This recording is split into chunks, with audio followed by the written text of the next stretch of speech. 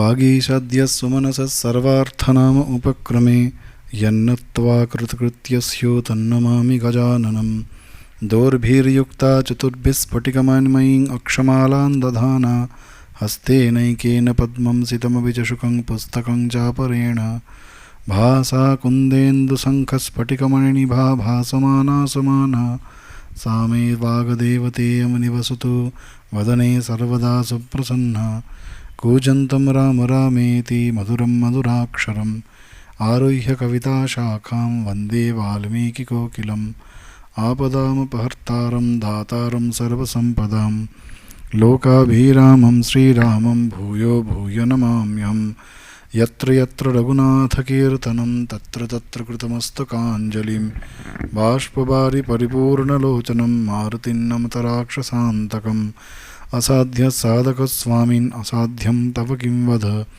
रामदूतकृपासिन्धो मत्कार्यसाधय प्रभो ॐ स्थापकाय च धर्मस्य सर्वधर्मस्वरूपिणे अवतारवरिष्ठाय रामकृष्णाय ते नमः जानकीं राधिकां रूपधारिणीं सर्वमङ्गलां चिन्मयीं वरदां नित्यां शारदां मोक्षदायिनीं। नमस्कार।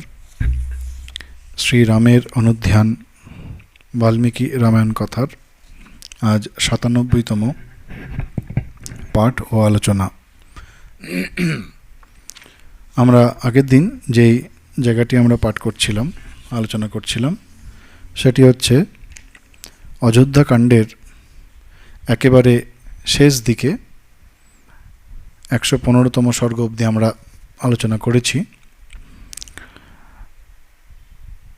এরপরে এই অযোধ্যা কাণ্ডের আর 4টি সর্গ রয়েছে। মূলত সেই 4টি সর্গ পরের যে অরণ্যকাণ্ড, সেই অরণ্যকাণ্ডের ভূমিকা বলা যেতে পারে। অর্থাৎ যেখানে আমরা আলোচনা করছিলাম যে ভরত শ্রীরামচন্দ্রের পাদুকা, প্রসাদী পাদুকা যাকে বলতে পারি আমরা, সেই পাদুকাকে নিয়ে এসেছেন অযোধ্যাতে এবং নন্দীগ্রাম অযোধ্যার থেকে অতি নিকটে সেই নন্দীগ্রামে তিনি ওই পাদুকাকে অভিষিক্ত করেছেন। অভিষিক্ত করে সেই পাদুকাকে শ্রীরামচন্দ্র রূপে তিনি পূজা করছেন এবং সেইভাবে তিনি রাজ্য শাসন করছেন। অযোধ্যাকাণ্ডের আলোচনা মূলত এখানেই বলা যেতে পারে যে শেষ হয়, কিন্তু এরপরে 4টি সর্গ রয়েছে এখনও। অর্থাৎ অরণ্যকাণ্ডের ভূমিকার মতো যে 4টি সর্গ রয়েছে সেইটির আলোচনা আমরা পরে করব। তার আগে এই পরিস্থিতিতে, অর্থাৎ এই অযোধ্যাকাণ্ডের একদম শেষ দিকে চলে এসে ভরতের সম্বন্ধে আমরা কিছু বিশেষ আলোচনা করব বলে ঠিক করা হয়েছে। কারণ এর পরে অরণ্যকাণ্ড, কিষ্কিন্ধাকাণ্ড, সুন্দরকাণ্ড ইত্যাদি পরের কাণ্ডগুলিতে ভরতের উপস্থিতি প্রায় নেই বললেই চলে। মূলত সেখানে দণ্ডকারণ্যের বিবরণ, পরে কিষ্কিন্ধার বিবরণ, সীতা অপহরণ, সুন্দরকাণ্ডের হনুমানের গাথা, পরে যুদ্ধকাণ্ড ইত্যাদি আলোচনা আছে, তারপরে আবার ভরতের আলোচনা আছে। তো সেই হেতু ভরতের যে মহান চরিত্র, সেই মহান চরিত্রের আমরা একটু আলোচনা করব। রামায়ণের শ্রীরামচন্দ্রের চরিত্রকে বাদ দিলে অন্যতম শ্রেষ্ঠ চরিত্রগুলির মধ্যে ভরতের চরিত্র সর্বদা স্মরণীয়। তার মধ্যে যে দিব্য গুণগুলি আলোচনা আমরা করেছি এর আগে, তারই একটা সামারি মতো, যে যাতে তার চরিত্রের যে বিশেষ দিকগুলি বা তার আচরণের মধ্য দিয়ে আমরা কী কী শিখতে পারি, একটু এক ঝলকে সেইগুলোই একটু আলোচনা করা। আমরা যে জায়গাটায় শেষ করেছিলাম যে বাল্মীকি বলছেন, ততস্তু ভরত শ্রীমান অভিষিচ্যার্য পাদুকে তদধীনস্তদা রাজ্যম কারয়ামাস সর্বদা। ভরত শ্রীরামচন্দ্রের পাদুকাদ্বয়কে অভিষিক্ত করেছেন শ্রীমান অভিষিচার্য পাদুকে, এবং তদ অধীনস্থ, তাঁর অধীনে থেকে রাজ্যম কারয়ামাস সর্বদা, তিনি সর্বদা রাজ্য পরিচালনা করতেন। অর্থাৎ শ্রীরামচন্দ্র তিনি যেন স্বয়ং অযোধ্যায় রয়েছেন এবং ভরত তাঁর প্রতিনিধি রূপে রাজ্যের শাসনভার গ্রহণ করেছেন। অধ্যাত্ম রামায়ণেতে অলমোস্ট একই রকম করে সুন্দর করে এটির বর্ণনা করা হয়েছে। কিভাবে তিনি, অধ্যাত্ম রামায়ণ কি, তাতে মূল রামায়ণের ঘটনাবলী সব প্রায় একই রকম, পার্থক্য যেটি সেখানে শ্রীরামচন্দ্রকে ভগবানের অবতার, তিনি প্রত্যেক মুহূর্তে তার প্রতিটি আচরণ অবতারের আচরণ হিসেবে দেখানো হয়েছে। আমরা বাল্মীকি রামায়ণে যেটি দেখি যে শ্রীরামচন্দ্রকে একজন আদর্শ রাজা, একজন আদর্শ মানুষ, সব দিক থেকে আদর্শ হিসেবে স্থাপন করেছে। অধ্যাত্ম রামায়ণে ঠিক সেরকম নয়, কিন্তু তিনি অবতার এবং অবতারের যে আচরণ, সেই আচরণকে অবতার রূপে রামকে বেশি দেখানো হয়েছে। ফলে প্রত্যেকটি ঘটনার ভিতরে যে আধ্যাত্মিক তত্ত্ব রয়েছে সেটিকে বেশি উদ্ঘাটন করা হয়েছে। তো সেই অধ্যাত্ম রামায়ণে বলা হচ্ছে, তত্র সিংহাসনে নিত্যম পাদুকে স্থাপ্য ভক্তিতঃ পূজয়িত্বা যথা রামম গন্ধপুষ্পাক্ষতাদিভিঃ রাজোপচারৈঃ অখিলৈঃ প্রত্যহম নিয়তব্রতঃ। তত্র সিংহাসনে নিত্যম পাদুকে স্থাপ্য ভক্তিতঃ, অর্থাৎ তিনি, ভরত কি করলেন, তিনি সিংহাসনে নিজে বসলেন না, কি করলেন, নিত্যম পাদুকে স্থাপ্য। নিত্যম কেন? কারণ শ্রীরামচন্দ্র তিনিই হচ্ছেন নিত্য, তিনি হচ্ছেন শাশ্বত, তিনি হচ্ছেন অবিনশ্বর, তিনি ছাড়া সমস্ত কিছু নশ্বর। এখানে এই জিনিসটিও যেন ভরতের আচরণে ফুটে উঠেছে যে যখনই আমরা শাসনভার গ্রহণ করি, সেই শাসনভার, রাজ্য, রাজত্ব, এগুলো সব নশ্বর, এগুলো একসময় চলে যাবে, সবসময় থাকবে না, কিন্তু সেই রাম তত্ত্ব সেটি সর্বদা থাকবে। সেই জন্য নিত্যম পাদুকে স্থাপ্য, সেই নিত্য শাশ্বত শ্রীরামচন্দ্র, তাঁর প্রতিনিধি বা তিনি স্বয়ং সেই পাদুকার মধ্যে রয়েছেন, তাকে প্রতিস্থাপন করে ভক্তিতঃ, ভক্তি সহকারে তিনি কি করছেন, পূজয়িত্বা যথা রামম, তিনি পূজা করছেন শ্রীরামচন্দ্রের, যথা রামম, যেন শ্রীরামচন্দ্র স্বয়ং সেখানে আছেন। কি অদ্ভুত ভক্তের পরাকাষ্ঠা! এবং পূজা মানে একদম যাকে আমরা বিহিত পূজা বলি বা বিধিবাধিক পূজা বলি, সেই বিধিবাদীয় পূজা, গন্ধপুষ্প অক্ষতাদিভিঃ, গন্ধপুষ্প অক্ষত, অক্ষত অর্থাৎ চাল, যেটিকে আমরা বলি পূজার সময় আতপ চাল কাজে লাগে, তো সেই সমস্ত সহযোগে তিনি পূজা করছেন। আর কি করছেন, রাজোপচারৈঃ অখিলৈঃ প্রত্যহম নিয়তব্রতঃ, সব উপাচার, রাজার উপাচার যা কিছু, অখিলৈঃ সমস্ত কিছু, প্রত্যহম সর্বদা, প্রত্যেক দিন তিনি নিয়তব্রতঃ তপস্বীর বেশে থেকে তিনি সর্বদা সেটিকে শ্রীরামচন্দ্রকে অর্পণ করছেন। এই নিয়তব্রত, এই কথাটি সাধারণত তপস্বী যারা তাদের জন্য ব্যবহার করা হয়। নিয়তব্রত, তিনি সর্বদা ব্রতে নিয়ত। কি ব্রত? শ্রীরামচন্দ্র হচ্ছেন প্রভু, আমি তার ভক্ত, তাঁর রাজ্য আমি দারোয়ানের মতো থেকে সেই রাজ্য আগলে রাখছি, সেইটি তিনি সর্বদা স্মরণ করছেন, সেই জন্য বলেছে নিয়তব্রত। প্রকৃতপক্ষেই এই শ্রীরামচন্দ্রকে পাদুকার মধ্যে চিন্তা করে তার যে এই রাজ্য শাসন করা, সেই রাজ্য শাসন করা একটা তপস্যা, একটি তপস্যা, এরম তপস্যা আধ্যাত্মিক জগতের ইতিহাসে সম্ভবত পাওয়া যায়নি। কিরম করে তপস্যা করছেন আগের দিন আমরা দেখেছি যে ওখানে বাল্মীকি বলছেন, স বলকল জটাধারী মুনিবেশধরঃ প্রভু, তিনি বলকল, জটা ইত্যাদি ধারণ করে মুনিবেশ ধারণ করছেন এবং মুনিবেশ ধারণ করে তিনি তপস্যা করছেন। সুতরাং এটি তার কাছে তপস্যা।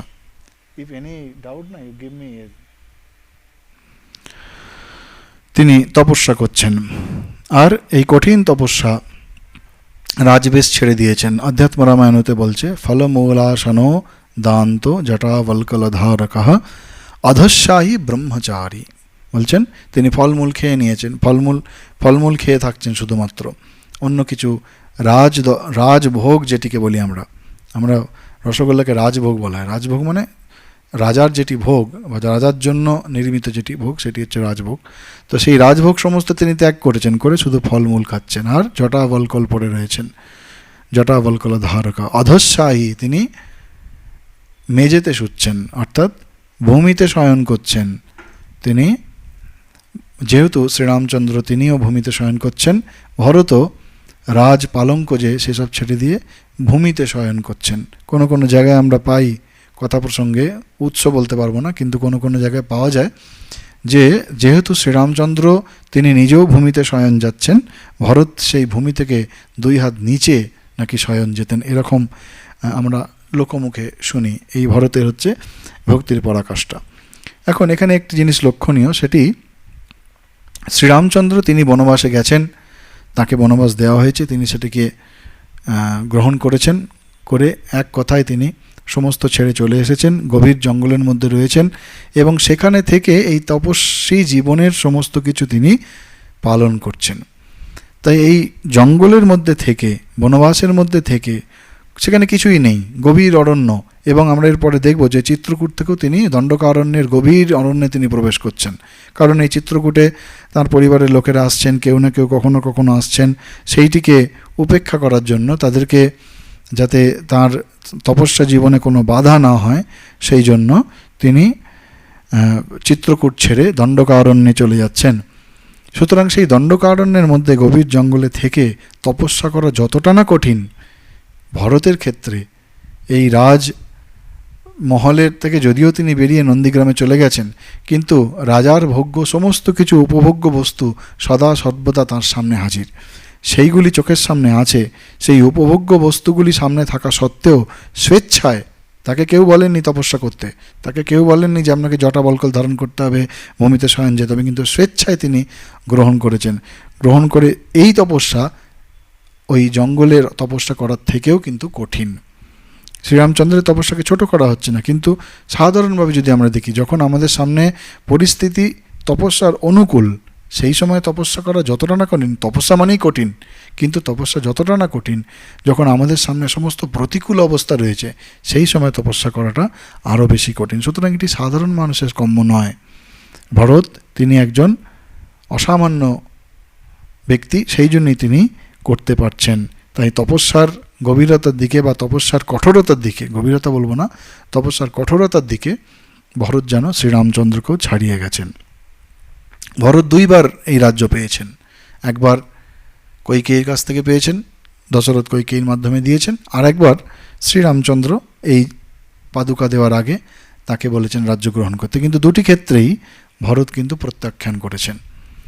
রাজবস্তু অর্থাৎ রাজ্য বা রাজত্ব সেটি পাওয়াই অত্যন্ত কঠিন, আবার পাওয়ার পরে সেটিকে অবলীলায় ত্যাগ করা সেটি তো আরও কঠিন। কিন্তু ভরত সেটি একদম সম্পূর্ণ উদাসীন থেকে, নির্লোভ থেকে তিনি একদম সাধারণভাবে সেটি করেছেন। সুতরাং এটিও কিন্তু কোনো সাধারণ মানুষের কম্য নয়। আবার তিনি যখন শ্রীরামচন্দ্রের পাদুকাকে গ্রহণ করে, তাকে শ্রীরামচন্দ্র তার মধ্যে চিন্তা করে তিনি যখন রাজত্ব করছেন, তখন কিন্তু তিনি শ্রীরামচন্দ্রের দেওয়া সমস্ত নির্দেশগুলি মনে রেখেছেন। আমরা মনে আছে যে 100তম স্বর্গে ওই ক্বচিত স্বর্গ যেখানে ছিল, সেখানে শ্রীরামচন্দ্র একের পর এক প্রশ্ন করছেন ভরতকে, তুমি এটা করছো তো, তুমি ওটা করছো, তুমি এটা করছো না তো, এরকম বহু প্রশ্ন করছেন শ্রীরামচন্দ্র। ওই প্রশ্নগুলির মধ্যে রাজার কি করা উচিত, রাজার কি করা উচিত নয়, সমস্ত কিছু শ্রীরামচন্দ্র বলেছেন। সেইগুলি কিন্তু ভরত মনে রেখেছেন।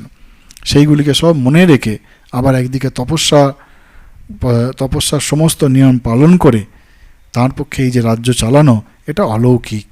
কারণ তপস্যা আর রাজধর্ম এই দুটো কিন্তু আপাতদৃষ্টিতে পরস্পর বিরোধী, কিন্তু ভরতের অসামান্য আচরণের মাধ্যমে এটি যেন একীভূত হয়ে গেছে, দুটি যেন একই উদ্দেশ্যে করা হচ্ছে।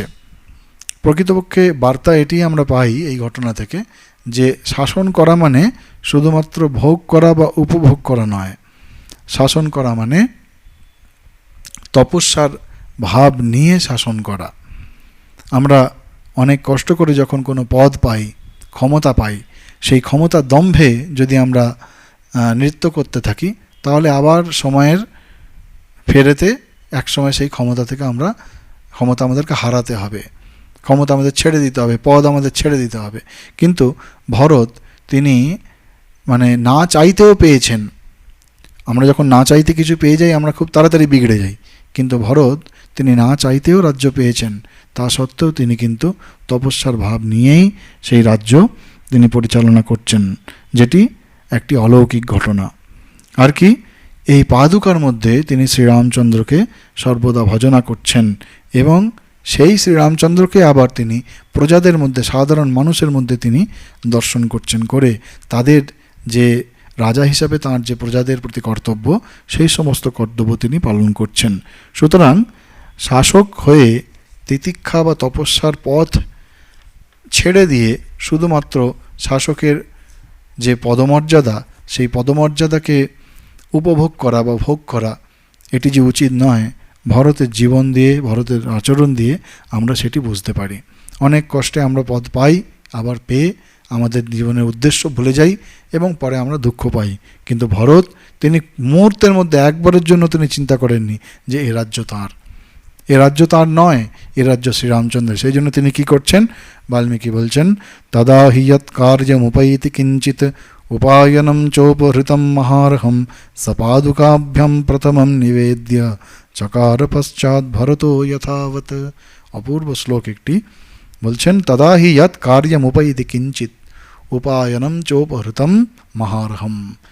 যদি কার্যমুপৈতি কিঞ্চিত, কোনো সামান্য কিছু কেউ নিয়ে এসেছেন, অথবা খুব মূল্যবান কোনো জিনিস, কোনো বস্তু নিয়ে আসা হয়েছে, মানে যখন রাজা তিনি রাজপদে থাকেন তখন তার আত্মীয়বর্গ, প্রজাবর্গ, তার শুভাকাঙ্ক্ষীগণ বা তার প্রতিবেশী রাষ্ট্র, তাদের রাজা ইত্যাদি এনারা সব উপঢৌকন দেন, অনেক রকমের উপঢৌকন তারা দেন, দান হিসাবে দেন বা যৌতুক হিসেবে দেন। তো শ্রীরামচন্দ্র, ভরত সেই সমস্ত জিনিস তিনি উপহার যখন আসতো, চৌপহৃতম মহার্হম, বলছেন কিঞ্চিত অথবা মহার্হম হয়, সেটা খুব সামান্য হতে পারে অথবা সেটি খুব গুরুত্বপূর্ণ কিছু একটা মূল্যবান হতে পারে। তিনি কি করতেন, সপাদুকাভ্যাম প্রথমম নিবেদ্য। পাদুকাভ্যাম এখানে দ্বিবচন, অর্থাৎ সেই পাদুকাদ্বয়কে, যিনি কিনা ভরতের কাছে শ্রীরামচন্দ্র স্বয়ং, তিনি সেই পাদুকা স্বরূপ শ্রীরামচন্দ্রকে সেটি নিবেদন করতেন। প্রথমম নিবেদ্য, প্রথম নিবেদন করতেন।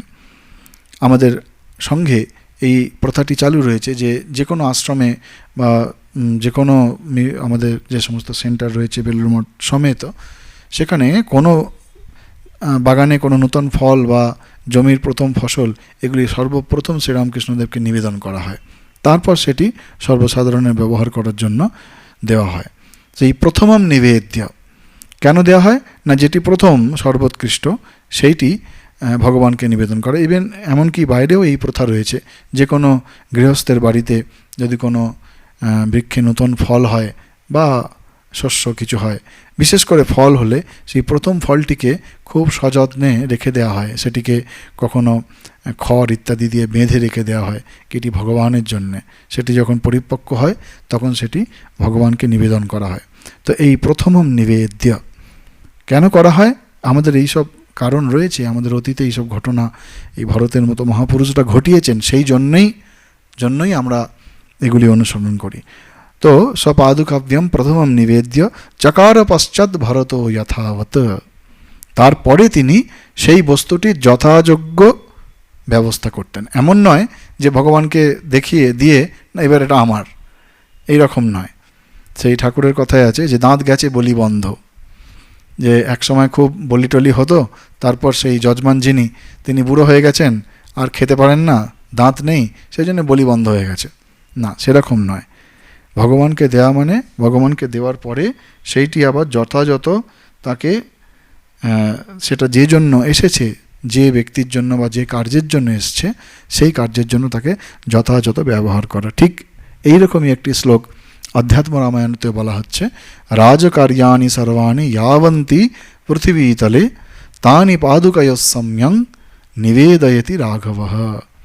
রাজকার্যানি সর্বাণি, যত রকমের রাজকার্য রয়েছে, यावन्ति পৃথিবীতলে, সমগ্র অযোধ্যায়, পৃথিবীতলে মানে সমগ্র অযোধ্যা রাষ্ট্রে, কোশল রাষ্ট্রে যা রাজকার্য রয়েছে, তানি পাদুকয়োঃ সম্যং নিবেদয়তি, সমস্ত কিছু ওই পাদুকাভ্য, পাদুকাদ্বয়ে অর্থাৎ শ্রীরামচন্দ্রকে নিবেদন করেছেন কে? রাঘব। এখানে রাঘব মানে ভরত।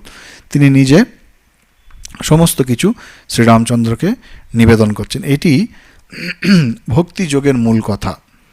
ভক্তিযোগেতে বলা হয় যে যা কিছু করা হচ্ছে, যা কিছু চিন্তা করা হচ্ছে, যা কিছু কর্ম করা হচ্ছে, সমস্ত কিছু ভগবৎ পাদপদ্মে সমর্পণ করা। ভগবৎ পাদপদ্মে সমর্পণ করলে কি হয়? গুরু ভার লঘু হয়ে যায়। অর্থাৎ কর্মের ভার, সেই কর্মের ফল, যে কোনো চিন্তা, যে কোনো কর্ম মানে সমস্ত রকম শারীরিক মানসিক সমস্ত কর্ম, বৌদ্ধিক সমস্ত কর্ম, তার ফল ভগবানে অর্পণ করা হচ্ছে। আর ভক্ত কি চায় না? সর্বদা ভগবানের সান্নিধ্য চায়। শ্রীরামচন্দ্র ডোংরেজি মহারাজ, এনার কথা আগে কখনো কখনো পাঠের মাধ্যমে বলেছি, তিনি খুব প্রসিদ্ধ একজন সাধক ছিলেন। তিনি এই জায়গাটিকে খুব সুন্দর করে বর্ণনা করছেন, ভক্তি শাস্ত্রের আলোকে তিনি বর্ণনা করছেন, যে বলছেন যে এই সমস্ত কিছু আচরণের মধ্যে তিনি ভক্তরূপী ভরত, শ্রীরামচন্দ্রের ভক্ত ভরতকে আমরা দেখতে পাই। অর্থাৎ কিভাবে ভক্তি অবলম্বন করে আমরা সংসারে থাকতে পারি, ভরতের আচরণের মধ্যে আমরা সেটি দেখতে পাই। ভরত সশরীরে নন্দীগ্রামে ছিলেন, নন্দীগ্রাম অযোধ্যার কাছেই নন্দীগ্রামে ছিলেন, কিন্তু তার মন প্রাণ সমস্ত কিছু শ্রীরামকে অনুধাবন করে সেই দণ্ডকারণ্যের গভীর অরণ্যে পৌঁছে গিয়েছিল। প্রত্যেক মুহূর্তে তিনি শ্রীরামচন্দ্রের চিন্তা করতেন। সেই জন্য এই অধ্যাত্ম রামায়ণেতেই, সেখানে তো রামায়ণ যে বলা হচ্ছে, সেখানে মাঝে মাঝে শঙ্কর ভগবান মহাদেব, দেবাদিদেব মহাদেব, তিনি ওই রাম মহিমা গুণগান করছেন কোথাও কোথাও ওই অধ্যাত্ম রামায়ণের মধ্যে মহাদেবের কণ্ঠে।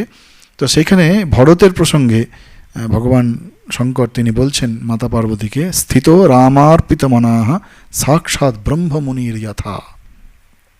স্থিত, তিনি স্থিত, তার মধ্যে কোনো চাঞ্চল্য নেই। কিসে স্থিত? না তার কর্তব্যে স্থিত। কি কর্তব্য? না তিনি হচ্ছেন শ্রীরামচন্দ্রের ভক্ত এবং শ্রীরামচন্দ্র হচ্ছেন তার প্রভু।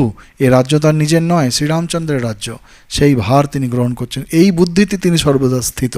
রামার্পিত মনাহা, রামে অর্পিত মনাহা, শ্রীরামে সম্পূর্ণরূপে সমর্পিত যার মন, তিনি কীরকম? তিনি কীরকম? না সাক্ষাৎ ব্রহ্মমুনির যথা। তিনি সাক্ষাৎ ব্রহ্মজ্ঞ মুনি, শুধু মুনি নন, মুনি মাত্রই যে ব্রহ্মজ্ঞ হতে হবে তার কোনো মানে নেই, কিন্তু বলছেন ব্রহ্মমুনির যথা, অর্থাৎ মুনি, ব্রহ্মমুনি মানে ব্রহ্মর্ষি যাকে বলি, যিনি ব্রহ্মজ্ঞান লাভ করেছেন, যিনি নিজের স্বস্বরূপ উদ্ঘাটন করেছেন, যিনি জগতের সমস্ত রহস্য উন্মোচন করেছেন, তিনি হচ্ছেন ব্রহ্মমুনি। তো সেই সাক্ষাৎ ব্রহ্মমুনির যথা, তিনি সাক্ষাৎ ব্রহ্মমুনির মতো আচরণ করছেন। স্বয়ং ভগবান শঙ্কর শ্রী ভরতের প্রশংসাক্রমে এই কথা বলছেন। তো এই ভরতের আচরণের মধ্যে ভক্তিশাস্ত্রের জন্য দিক নির্দিষ্ট হয়েছে, যে ভক্তিশাস্ত্রে প্রতীক পূজা অর্থাৎ চিহ্ন, সিম্বল যেটাকে বলি আমরা, প্রত্যেক ধর্মেই সিম্বল রয়েছে, প্রত্যেক ধর্মের চিহ্ন রয়েছে। অর্থাৎ সেই চিহ্নটি কি? সেটি সেই ভক্তের, তিনি যে ইষ্ট, যিনি ইষ্ট, সেই ইষ্ট দেবতার মহিমা বহন করে যে চিহ্নটি বা যে বস্তুটি, সেইটির প্রতি সম্পূর্ণরূপে মন সবসময় সেইটিতে লাগিয়ে রাখানো। এই ভগবান ডোংরেজি মহারাজ বলছেন, শ্রীরামচন্দ্র ডোংরেজি মহারাজ বলছেন যে আমাদের মন চঞ্চল হতে পারে, কিন্তু ভক্তের মন চঞ্চল হতে পারে, কিন্তু ওই তার ইষ্ট দেবতার স্বরূপ বিশিষ্ট যে বস্তুটি বা চিহ্নটি, তা থেকে তার দৃষ্টি কখনো চঞ্চল হয় না, কারণ সেইটির মধ্যে সে তার ইষ্টকে চিন্তা করছে। সুতরাং মনকে স্থির রাখা কঠিন, কিন্তু ভগবৎ স্বরূপ তার যে চিহ্ন বা তার সম্পর্কিত যে বস্তু, তাতে দৃষ্টি স্থির রাখা ততটা কঠিন নয়, কিছুটা হলেও সেটি সহজ। শ্রীরামকৃষ্ণদেব বলছেন যে ভগবান কোনো কিছু দ্বারা বদ্ধ হন না, কিন্তু তিনি ভক্তের ভক্তি দ্বারা স্বেচ্ছায় ধরা দেন। তাই ডোংরেজি মহারাজ বলছেন যে দৃষ্টি যদি স্থির থাকে, তাহলে একটা সময় সেই সাধন করে মনও স্থির হয়ে যায়। শ্রীরামকৃষ্ণদেব জনৈক ভক্তকে বলছেন, যিনি কোনোভাবেই জপ ধ্যান করতে পারছেন না, মন স্থির করতে পারছেন না, কোনো রকম আধ্যাত্মিক যে সমস্ত নিয়মাবলী রয়েছে সেগুলি পালন করতে পারছেন না, শ্রীরামকৃষ্ণদেব বলছেন তাকে এর চিন্তা করো। অর্থাৎ নিজেকে দেখিয়ে তিনি বলছেন এর চিন্তা করো। কেন এর চিন্তা করতে বলছেন? কারণ মাঝে মাঝে সেই ব্যক্তি শ্রীরামকৃষ্ণদেবের কাছে আসছেন, যাচ্ছেন, ঠাকুরের কথা শুনছেন, গান শুনছেন, তাকে ভাব সমাধিতে যাওয়া দেখছেন। সমস্তভাবে প্রত্যেক দিন আমরা যে মানুষটিকে দেখি, প্রত্যেক দিন আমরা যে মানুষটিকে সঙ্গে কথা বলি, বিভিন্ন সময় একসঙ্গে থাকি, সেই মানুষটির সম্পর্কে চিন্তা করার জন্য আমাদের খুব বেশি বেগ পেতে হয় না, সর্বদা তাকে চিন্তা করতে পারি আমরা, তাই না?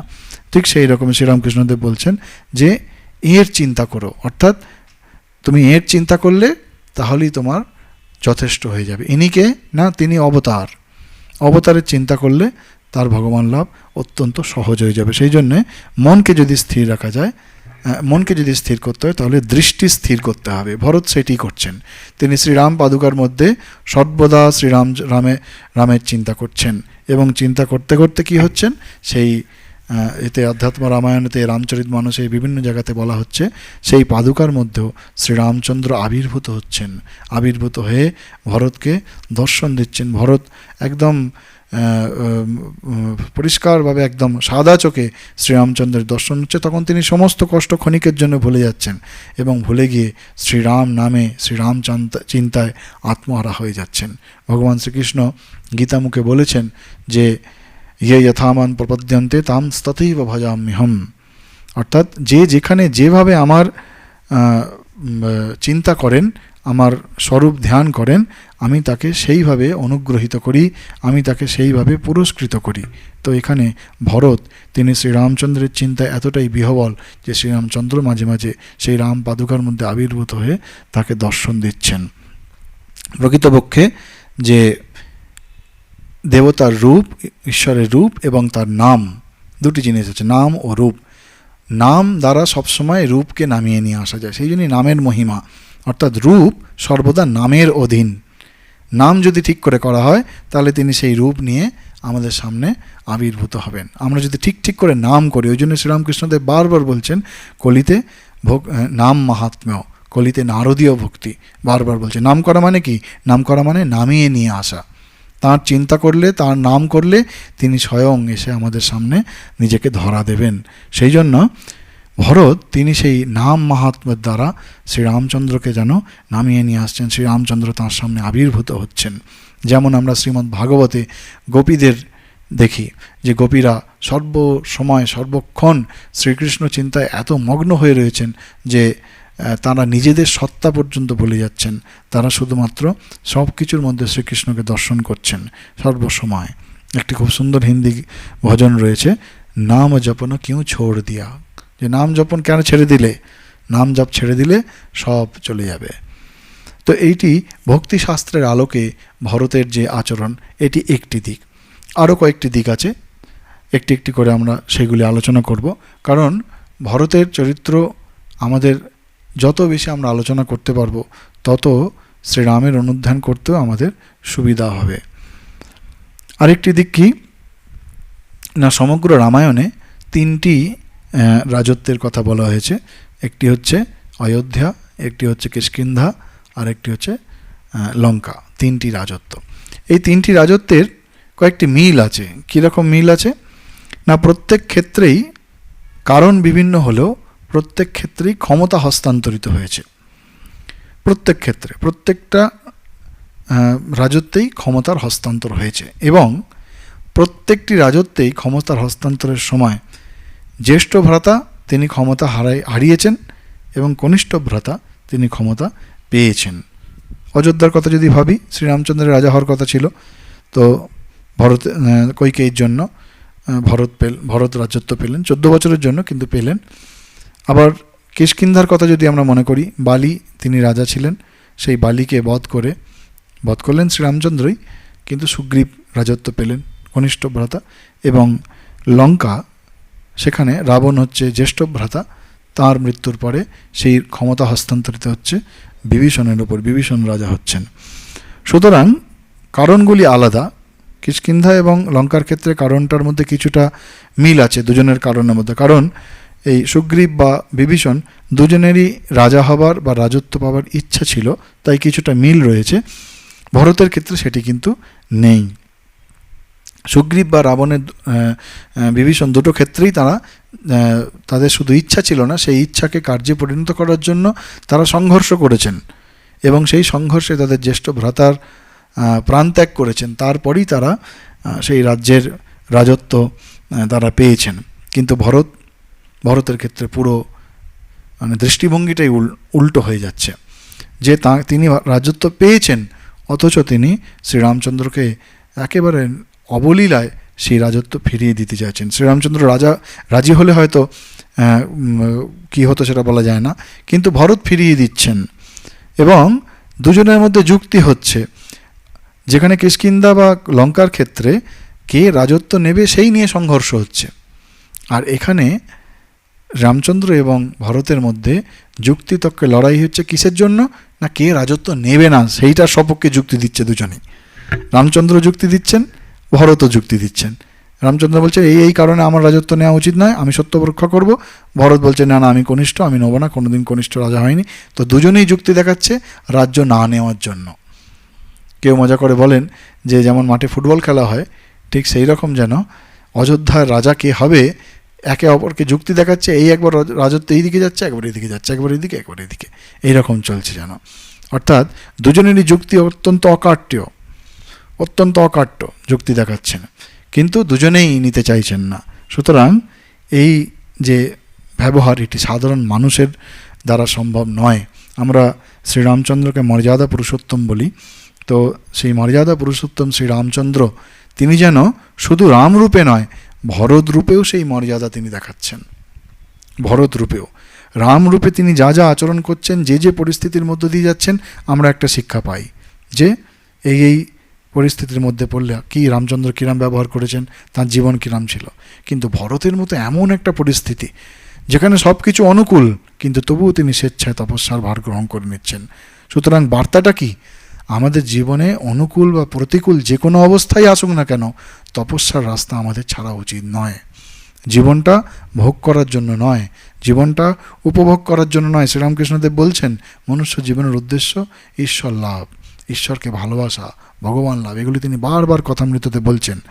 তার মানে আমরা যে অবস্থায় থাকি না কেন, তুরীয়ানন্দজি একটা কথা বলতেন, ওনার চিঠিতে পাওয়া যায় যে দুঃখ জানে শরীর জানে, মন তুমি আনন্দে থেকো।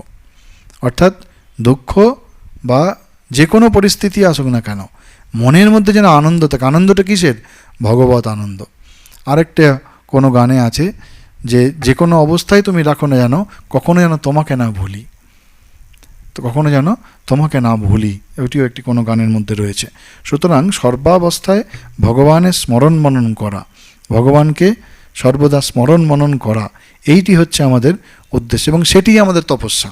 শ্রীরামকৃষ্ণদেব বারবার বলেছেন যে আজকের দিনে তপস্যা করতে গেলে কি করতে হবে? বলছেন বড় মানুষের বাড়ির দাসীর মতো। বড় মানুষের বাড়ির দাসী কীরকম থাকে না, মনিবের ছেলেকে, মনিবের মেয়েকে নিজের বলে একদম তাকে স্নান করায়, খাওয়ায়, সমস্ত রকম ভাবে তার লালন পালন করে, কিন্তু সে জানে যে এটি তার নিজের আপনার নয়, তার নিজের আপনার পুত্র বা কন্যাটি বাড়িতে রয়েছে। যখন সেখানে যায় তখন তার ঠিক মাতৃবাৎসল্য সেটি একদম বেরিয়ে পড়ে। ঠিক তেমনি আরেকটা উদাহরণ দিচ্ছেন শ্রীরামকৃষ্ণ, যে যেমন বাড়ির গৃহবধূ সকলের সঙ্গে তার সম্পর্ক রয়েছে, শাশুড়ি, শ্বশুর, ননদ, বোন, দিদি, মা, সকলের সঙ্গে, কিন্তু পতির সঙ্গে তার বিশেষ সম্বন্ধ। অর্থাৎ সব কিছু করবে কিন্তু মন রাখবে ঈশ্বরেতে। বারবার আমরা কথামৃতের ছত্রে পাই। এখানে যেন সেই ভাবটি নিয়ে ভরত তপস্যা করছেন এবং শ্রীরামচন্দ্র সেই মর্যাদাটি যেন দেখাচ্ছেন যে যেমন সমস্ত কিছু হারিয়ে যদি কেউ তপস্যার জন্য অরণ্যের মধ্যে চলে যায়, সেখানে তপস্যার কোনো নিয়মের সঙ্গে কোনো রকম কিন্তু আপোষ করা যাবে না। শ্রীরামচন্দ্র একেবারে কোনো দান গ্রহণ করছেন না, গুহ কোনো খেতে দিচ্ছেন, কিচ্ছু খাচ্ছেন না, জলকে গঙ্গা জলকে থাকছেন।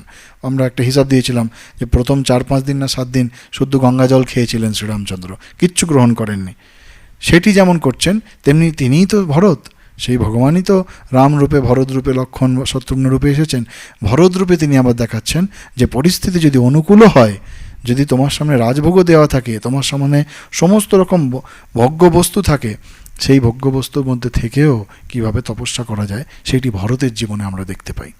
এবং এই যে কিষ্কিন্ধা এবং লঙ্কার, অর্থাৎ বিভীষণ বা সুগ্রীব বা বিভীষণের দৃষ্টিভঙ্গির থেকে ভরতের দৃষ্টিভঙ্গির এত যে পার্থক্য, সেই পার্থক্যটি আরও খুব প্রকট হচ্ছে যখন যুদ্ধকাণ্ডের শেষে, শ্রীরামচন্দ্র বনবাসের শেষে রাবণকে বধ করে তিনি অযোধ্যায় ফিরছেন এবং তার পুনঃ রাজ্যাভিষেক হচ্ছে। সেই সময়তে তিনি এই বাল্মীকি খুব সুন্দর করে বর্ণনা করছেন। তথা ব্রুবাণম ভরতন দৃष्ट्वा তম ভাতৃবৎসলম মমচুর বানরা বাষ্পম রাক্ষসশ্চ বিভীষণ। খুব সুন্দর বলছেন, তথা ব্রুবাণম ভরতন দৃष्ट्वा, ভরতকে দেখে ভাতৃবৎসল্য, ভরতের মধ্যে ভাতৃপ্রেম, শ্রীরামচন্দ্রের মধ্যে ভাতৃপ্রেমে, দুজনের মধ্যে ভাতৃপ্রেম দেখছেন। দেখে কি করছেন, কারা দেখছেন না, এখানে রাক্ষসশ্চ আর বানরা, বানর অর্থাৎ সুগ্রীবের, কিষ্কিন্ধার সুগ্রীব এবং তার বানরগণ এবং বিভীষণ তার রাক্ষসগণ দেখে তারা কি করছে, মমুচুর বানরা বাষ্পম, তারা অশ্রুমোচন করছেন, তারা ক্রন্দন করছেন। কি দেখে না, শ্রীরামচন্দ্র এবং ভরতের মধ্যে ভাতৃবাৎসল্য প্রেম দেখে, যে এত দূর প্রেম হতে পারে, ভাতৃবাৎসল্য প্রেম এত গভীর হতে পারে, যেখানে ভরত নিজের রাজ্য পেয়েও 14 বৎসর শ্রীরামচন্দ্রের সেবক হিসাবে, শ্রীরামচন্দ্রের ভক্ত হিসাবে শ্রীরামচন্দ্রকে পাদুকারূপে সিংহাসনে বসিয়ে রাজ্য পরিচালনা করছেন। আর শ্রীরামচন্দ্র তিনিও ভরতের জন্য কত আকুল।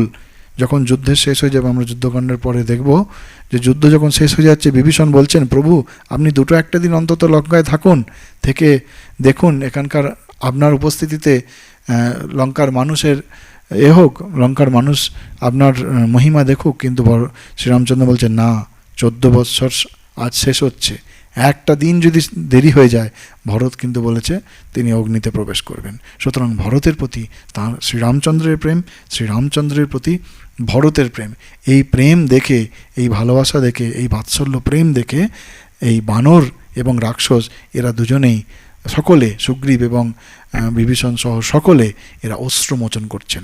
প্রকৃতপক্ষে বানর বা রাক্ষস এরা কেউই মানব নন, বা নর মানে মানুষের মতো কিছুটা, আর রাক্ষস তাদের ক্ষমতা অনেক কিছু বেশি, কিন্তু তার ব্যবহার তারা করতে জানে না, মিস ইউজ করে, অপব্যবহার করে, তারা হচ্ছে রাক্ষস।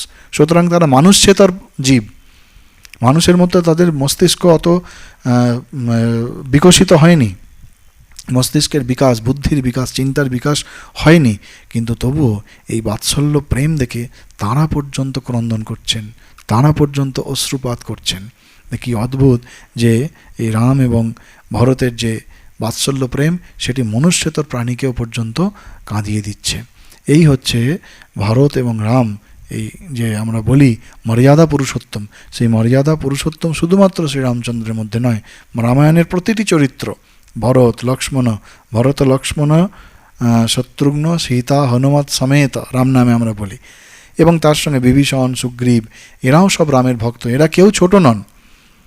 যদি আমরা দেখি প্রত্যেকটা চরিত্র, এরা কেউ ছোট নন, কিন্তু প্রত্যেকে নিজের নিজের মর্যাদা রক্ষা করছেন, এবং এইটি হচ্ছে সামগ্রিকভাবে মর্যাদা পুরুষোত্তমের রূপ। বিভীষণ বা সুগ্রীবের মনের মধ্যে সেই সময় কি চলছে, যখন তারা দেখছে যে রাম এবং ভরতের মধ্যেই বাৎসল্য প্রেম, তাদের মধ্যে কোথাও একটা অপরাধবোধ থাকতেই পারে, কারণ তারা রাজ্য চেয়েছিলেন, এবং সেই রাজ্য চেয়েছিলেন বলেই, যদিও যারা রাজ্য চালাচ্ছিলেন রাবণ বা বালি, তারা ধর্ম অনুসারে চালাচ্ছিলেন না, তাদেরকে কোনো না কোনো সময় মৃত্যুমুখে পতিত হতেই হতো, কিন্তু তবুও ভাতৃপ্রেমের যখন কথা আসে, এই ভাতৃপ্রেমের ব্যাপারে, তখন তো তাদের মনের মধ্যে সেই চিন্তা আসবেই না যে আমরা কি করেছি এই পরিস্থিতিতে। সেই জন্য এক রূপে একদিকে শ্রীরামচন্দ্র নিজে, আরেক দিকে ভরত রূপে তিনি সেই মর্যাদা দেখাচ্ছেন।